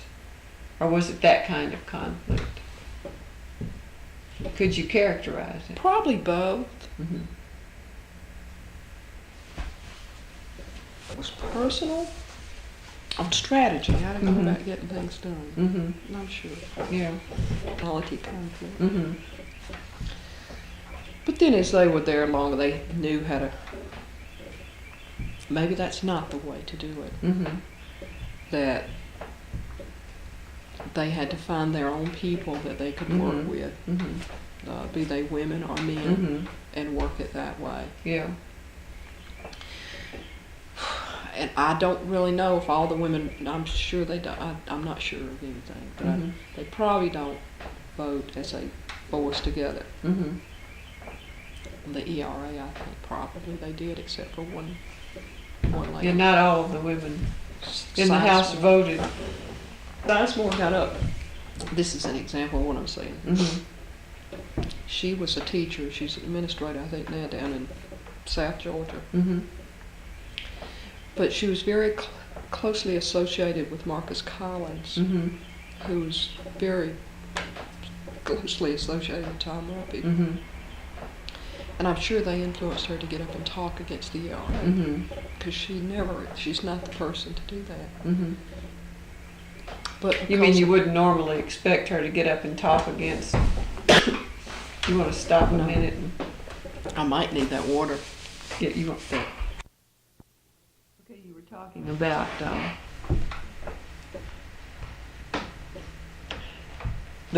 your relationship with the other women, which were mainly in the house. And I know you were talking about Earlene Sizemore. Oh, Earlene Sizemore speaking against ERA. That normally you wouldn't have expected her to do that. I don't think, this is my own personal opinion. Mm-hmm. I think it's very difficult for her to do that personally, inside. Yeah. But politically it was a good thing for her. I mean, Mhm. she's down in conservative South Georgia. Yeah. And her constituency would probably want her to voice against it. Whereas personally you think she probably was for it. Yeah, I think that was, Mhm. I think personally she was, but Mm-hmm. she probably did that for her constituency. Mm-hmm. And some of the people in this, we're talking about how women get things done, not necessarily as a force within itself, Mm-hmm. but being able to work with those who can work with them, be they men or women. Mm-hmm. And Earlene has her group that she Mhm. can work with. Mm-hmm. It happened to be, I think everybody in the house, now I'm not, probably ought not speak for the house. Mm-hmm. I think everybody in the house probably work with those who can work with the speaker to get things done. Yeah, it's a much bigger group for one thing, and has a very powerful leader. It's a So- larger group, and somehow they have to get to him in Uh-huh. order to get things done. Yeah. And it was not that way at all in the Senate when I Mhm. was first elected. It's probably more so now, Mhm. since Sale is the central power Mhm. figure. Mm-hmm. Okay, and one other group that I wanted to ask about is the Black Caucus. They have formed a caucus, the black members. Mm-hmm. I Did think you this have is any? probably what we were trying to do, Mm-hmm. but never got around to doing it. We Yeah. started it. Yeah. But maybe weren't able to work out the conflicts within the group enough to decide that you really could make Well, a caucus. Dorothy was Republican, Mm-hmm. and I'm Democrat, and I'm in the Mhm. Senate. Mm-hmm. I think we both saw that need more than anybody. Mm-hmm. But because she's a Republican, I think it was very difficult for her to form that coalition Mhm. there. With the Democratic women. Yeah. Yeah. Well, did you have dealings with the Black Caucus in the House? You know, did you work with them on any I don't particular ever- issues, or not find yourself coming into contact with them? No, I don't. I can't recollect ever working with them. Maybe trying to on ERA, Mm-hmm. but finding that ERA was not really an issue for them. Mm-hmm. That was hard. for me But there to was a see. lot of support in the Black Caucus, though. As I remember, Mildred Glover Yeah. voted against it, but she may have been the only black person in the Mhm. legislature to vote against it. I could be wrong on that. But among the women, there were a few women who voted against it, Mm-hmm. but the vast majority voted for it.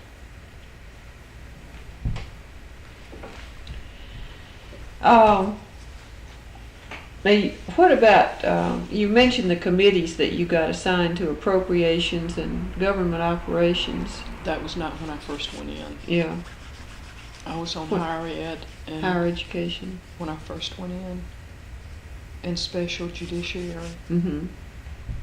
and then after the first year or the second year, Mhm. I can't remember. I replaced higher ed with appropriations. and Special Judiciary with the Rules Committee. And the Rules Oh, yeah, Committee, rules. they determine which bills go before the Senate in the Right. last 20 days, I think. Mm-hmm. And were those committee appointments that you wanted? Yeah. Yes, because you don't usually get those Mm-hmm. too quickly. Yeah. Did you ask for those appointments? I can't remember. Mm-hmm.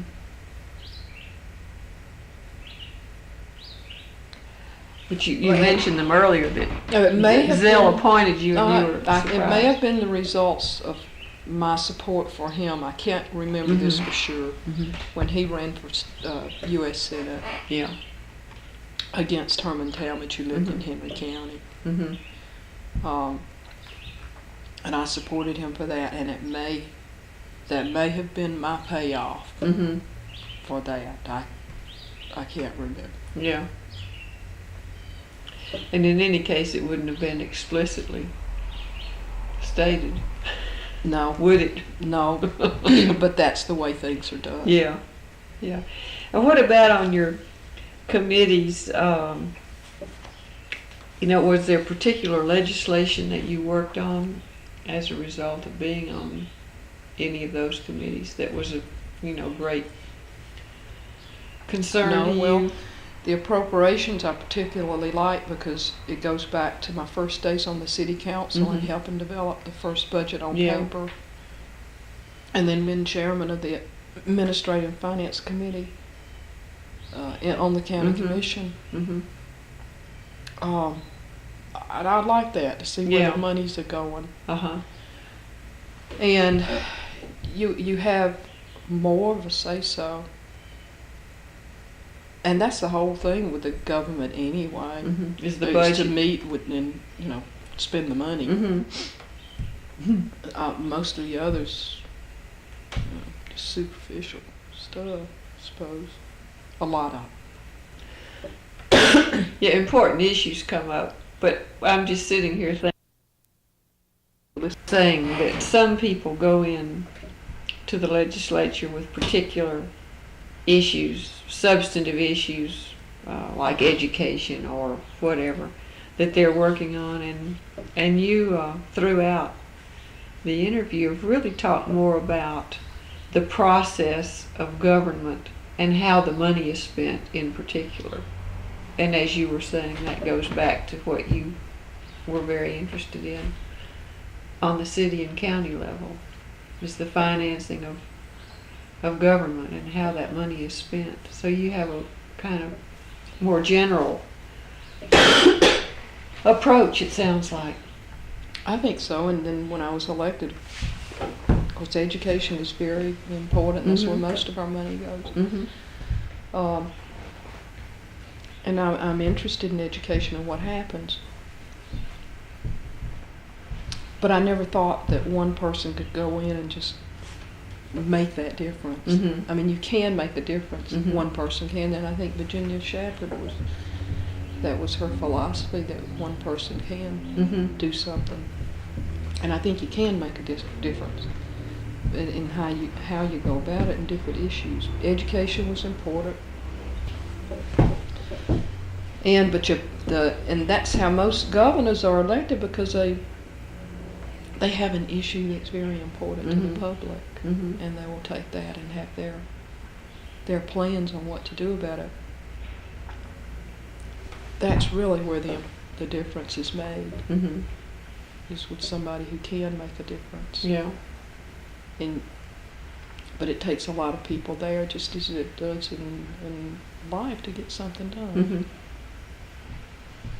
Yeah, But I didn't have a burning issue that I was Uh-huh. going to go in and change the world or Yeah. anything like that. Yeah. I'm not a Jane Fonda. Oh, looking back, talking about your impact in office in the Senate especially, though you may also want to talk then, let's talk about the Senate and then come back to the city council where you are now. Thinking of yourself personally, what do you consider to be your most satisfying accomplishments in the Senate? Of having made a difference. Having Of made a having difference. been there. Mm-hmm. Or what was personally satisfying to you? Well, personally satisfying, number one, was to find out what makes government work, Mm-hmm. or what makes a society work, I suppose, Mm-hmm. and being able to be a part of that.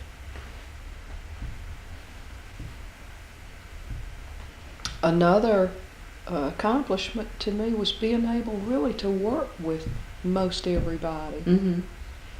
Be there in the House or the Senate. Even though I did step on the Speaker's toes, that was Mhm. the one you really have to be able to work with to get things done, Uh-huh. especially on that side.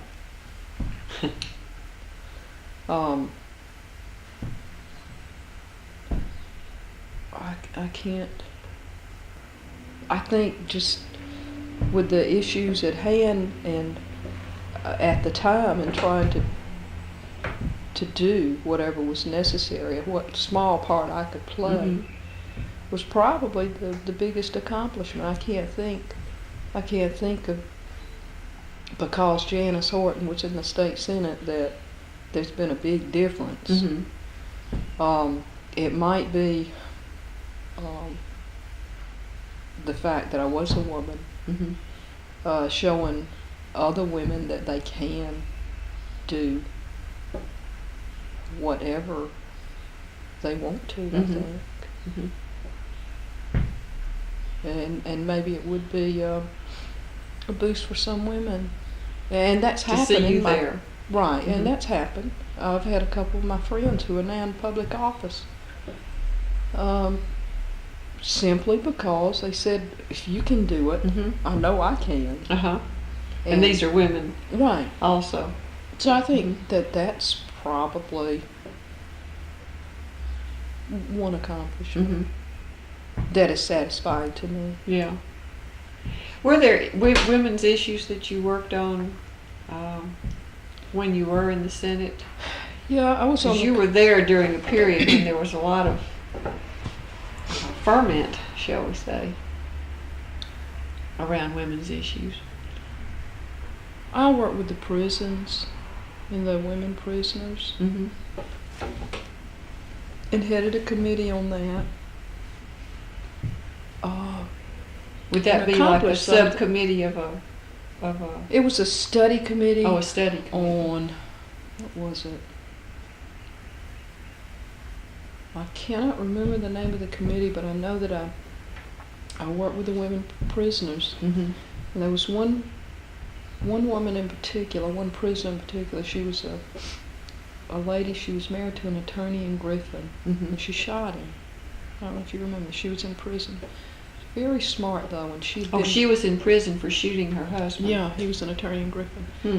and she since died of cancer. Hmm. And she was in the paper maybe last year. But she had been in that prison system for a year and a half. And she saw a lot of things that needed to be done. Mm-hmm. And I helped her. Being on appropriations helped too, because I got some funds for a program down Mhm. there to help with the children Yeah. of women prisoners. Mm-hmm. And let's see, Bev and I worked on another issue. It's been a few years ago, and I cannot think of it. Mm-hmm. And I apologize, because I really ought to get these things together so that I can talk more about them, Uh-huh. and you'll know more about what was done while I was there. Yeah, we have made a list of all. Someone went to the archives and made a list of all the bills It is? that you introduced or co-sponsored. Do you have them? Mm-hmm. You want to see? Yeah.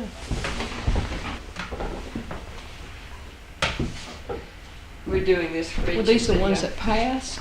No, this is everything. Everything that you worked on, term by term. Oh, okay. Are these? Let's see. These are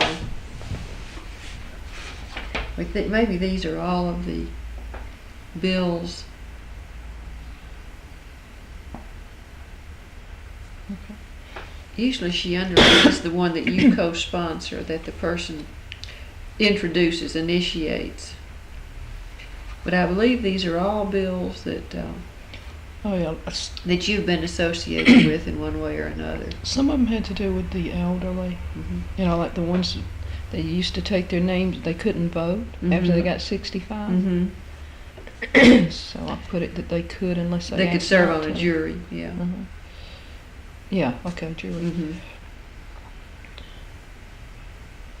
Yeah, so there's quite a bit here, as you can see.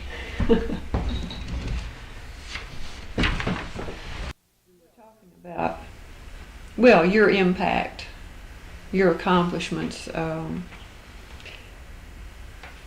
what about greatest disappointments? Were there disappointments for you serving in the Senate?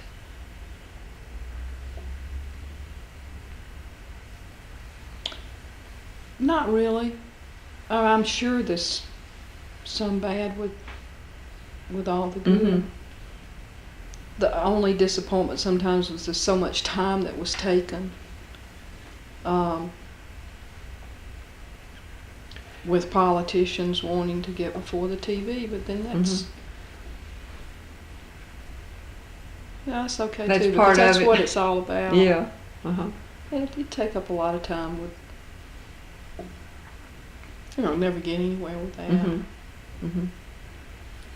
Was it a disappointment to you when you had to decide not to run again? Yeah, it was. I had planned. I had other plans. Mm-hmm.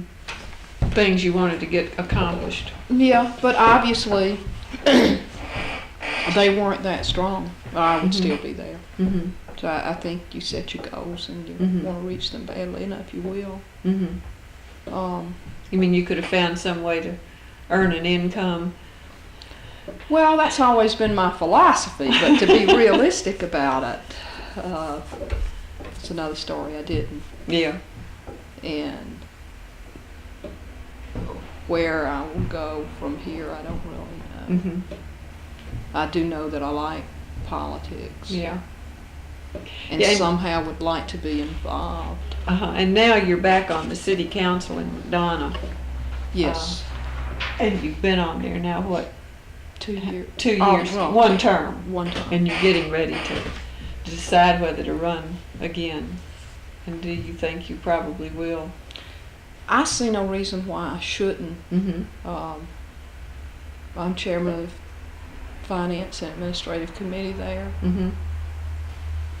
And I enjoy that. We only have like less than 40 employees. Mm-hmm.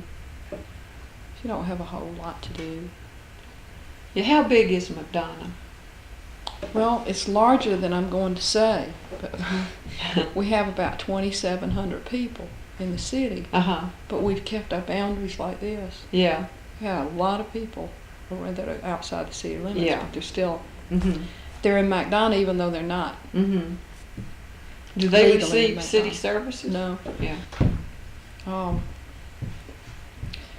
That's another issue. It's a political thing. It should be, the boundaries should be moved. Mm-hmm.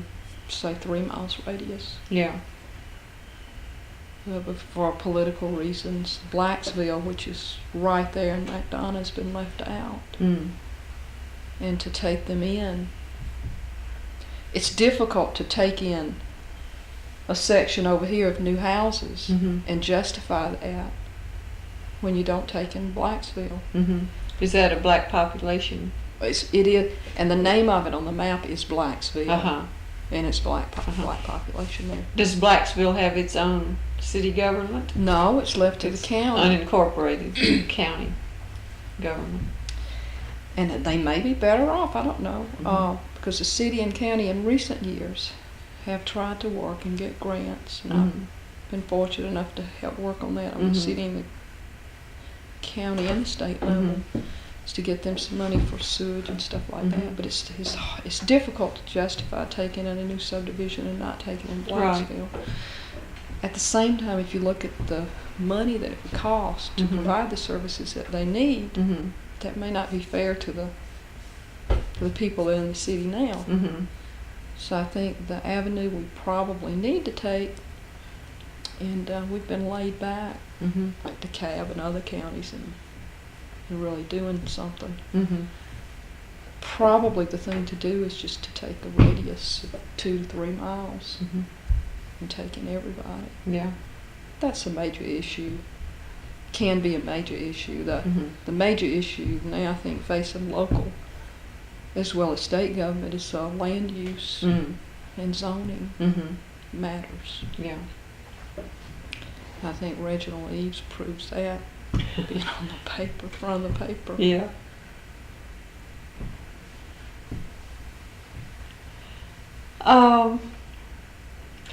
Going back to being a woman in the state senate, what was it like to be a woman in the state senate? You know, for much of the time you were the only woman. You followed a woman, and then you were joined by a woman. But well, to be truthful with you, it's very difficult. But I tried to make the best of it that I could. What was difficult about it? Well, because I would hear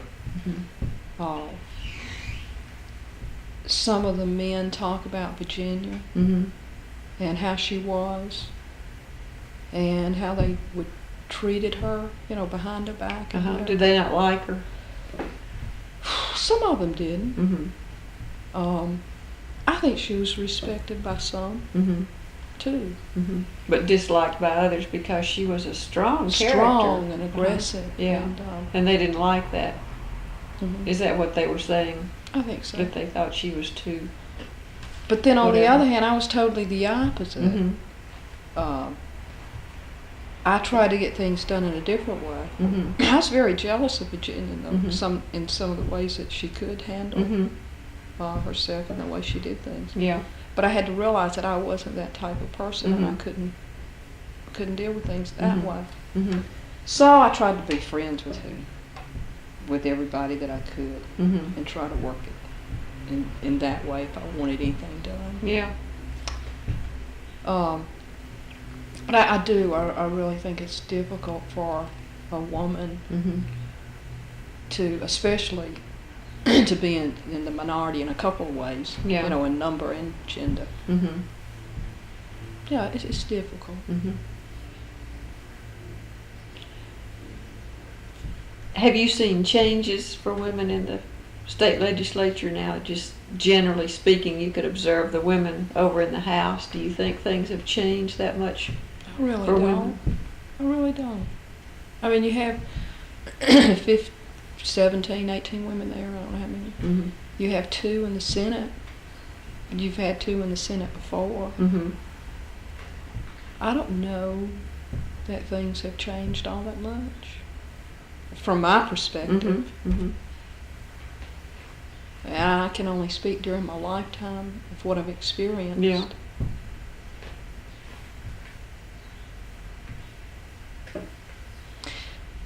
But then there've been some women who have made a difference, and maybe one will, a visible difference. Can you? Maybe one will come along. There's one, and I cannot think of her name. She was elected, took her husband's place, and I've only read about her in the. You mean in the state legislature? Who would that be? In the past or in the present? In the past. Yeah, she's dead now. Not Iris Blitch. She went on to Congress. From the Senate? From the Senate. To Congress? Then there was Napier from Macon. She wound up as a city clerk for the rest of her life, didn't she? She was an She attorney? was just honored in the Capitol recently with I believe a painting, a portrait. I don't know who that would be. But what kind of difference did she make? Or do you know about her personally? Or No, just... You've heard about her? Yeah, I've heard about her. And I suppose since I've heard her name and I shouldn't remember it like that, I think, well, she must have really made a difference. Yeah. You know. You mean you heard her talked about down at the Capitol? But maybe that's your sense. I don't know if any woman talked about in the legislature now that has made a difference. I mean, I think some of them have. But maybe that comes after the fact. Yeah, what kinds of differences do you think women have made that you can see? Whether others can see it or not. Well, I think they make an impact with women. Probably would deal with some issues that men don't. And I mean, they're more willing to take them on. They're unpopular. Probably causes. I would think Eleanor Richardson, in my opinion, with what she has done, or probably has made the biggest difference as far as I can see. She's I mean, getting changes in the law and that sort of thing.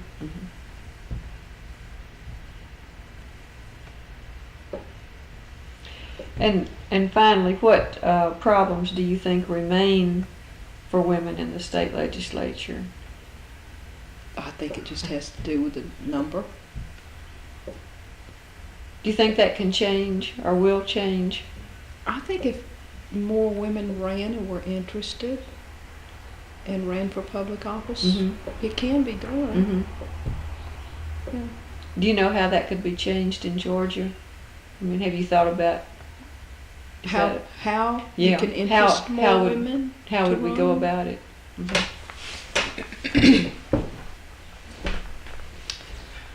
Well, I don't know. I really don't.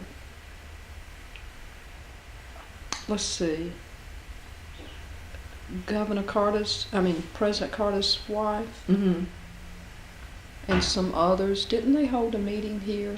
Yeah, in February. Women in the Constitution. And Conference on Women in the Constitution. Didn't some of them encourage women to be more active? Yeah. I think people in leadership positions like that could probably make a difference. You mentioned yourself how you have encouraged two other women at the local level to run by your example and probably also by your encouragement. One of them is the chief magistrate of Henry County. And when I went to her and asked her to run, I suggested to her that she run because she had said before that she just didn't see how I did it or anything like that. And I told her she could too. But then in the middle of the race, she said that, and I always sat around and thought about how great it was that you was in office and how I could never do that, and here I am doing it. And she was recognizing that finally. Well, that really is all of my questions. Is there anything you'd like to say that we haven't covered that you think should be said? No, I wish I had more answers for you and could remember more to talk with you about. Your last question on how more women could run, I had something else I wanted to add to it, but I can't think now. Can't think of what it is. I may have interrupted you too. We were talking about leaders encouraging other women to run, those who are already there encouraging others to put themselves forward. Okay, it must not, evidently wasn't important. I don't remember. Well, I know what I was going to say. Okay, good. It's just like Jesse Jackson. Nobody ever thought that he would go this far. So I certainly never did. And I think when Geraldine Ferraro, I think she helped women, Mhm. even though it didn't turn out too well. But I think when it starts, this is the only one of the few ways that I'm akin to Republicans' philosophy. Is from the top down, Uh-huh. and even though I've been from the bottom, so to Mhm. speak. From the bottom up. I think, yeah, well, it works both ways, but I think when we have a successful national candidate, Mhm. that will do a lot. Mhm. That's inspiring and, I think so. and encouraging and shows that it can be done. The ambassador, the woman, I think she changed from Democrat to Republican. Jean Kirkpatrick, Yeah. UN ambassador. I like to read about her and follow her. Mm-hmm. And I thought maybe she was going to possibly do something. Yeah. I felt real good about her candidacy for something. But I think when somebody like that comes along, that it will have a good and positive influence. What about Patricia Schroeder? She was also considering whether to run for the Democratic nomination. I don't know why I haven't followed her. Uh-huh. She's in the House of Representatives Okay. and has been for about 6 terms. And there's Kassenbaum in the Senate. And Kassenbaum is in the Kassenbaum. Senate, yeah. Okay. Senator. Nancy Kassenbaum. So there are a few up there, but they don't get a whole lot of attention from the media. No.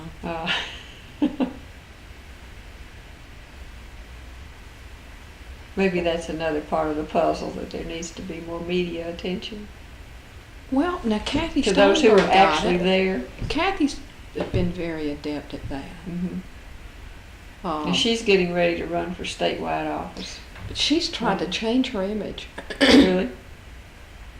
I mean, within the system, they try to get along with the speaker Mm-hmm. and to go along instead of being so outspoken, because she was on ERA. Mm-hmm. And that was Kathy. So And she may have been wounded a lot on the ERA. She was, yeah. and she's trying to get his support, Mm-hmm. and that's good. Mm-hmm. Because she needs that Yeah. support in order to be elected Right, statewide. right. If Kathy wins, she'll be very deserving Mm-hmm. of it, Mm-hmm. and I hope she does well. Mm-hmm.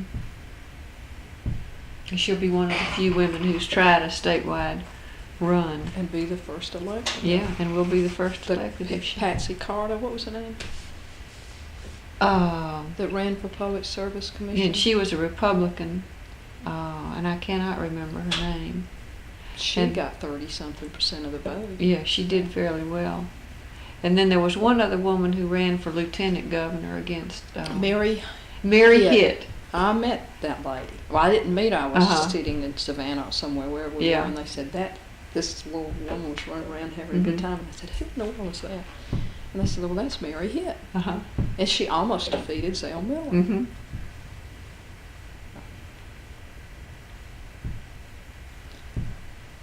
I would like to run a statewide office. Would you? Yeah.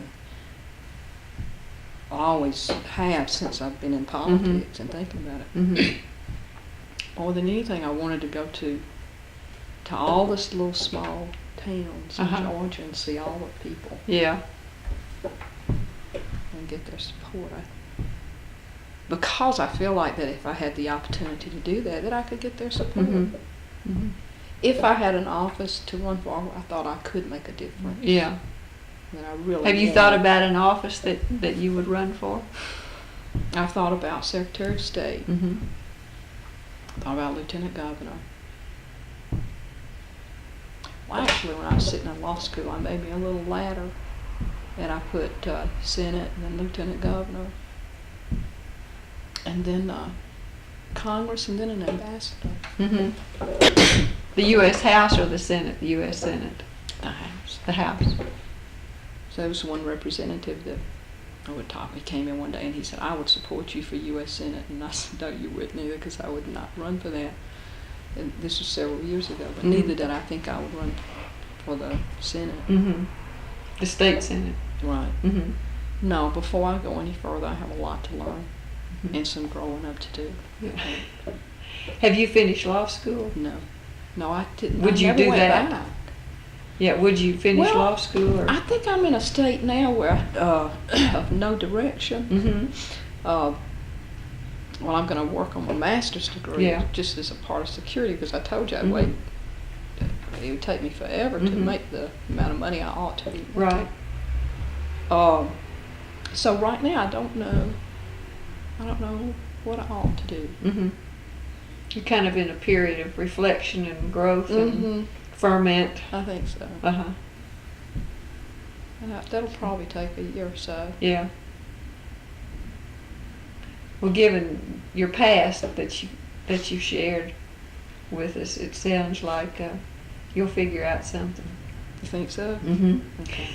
And you'll go for it. Well, I appreciate you having me come to your house and talk Well- with me, and I hope you can hear that and make some sense out of it.